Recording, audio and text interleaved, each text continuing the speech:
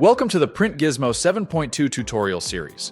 In this quick tutorial, we're looking at how to ship an order to several different addresses. The best part? The system does the heavy lifting by automatically duplicating the order for each location for you. We'll show you exactly how to take one order in one quantity and send it to multiple locations, whether you want to use the same shipping method across the board or customize it for each drop-off. From the shopping cart, check the distributed shipping option.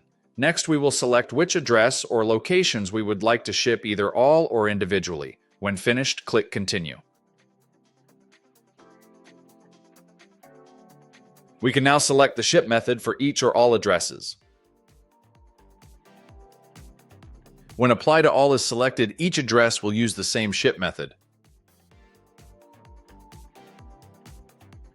If Apply individually is selected, each location can have its own ship method assigned.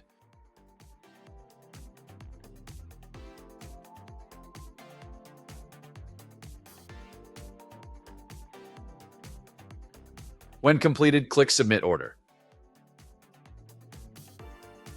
We can now see in this example a pending order has been created for each address. Try this feature today to save time on data entry. Thanks for watching.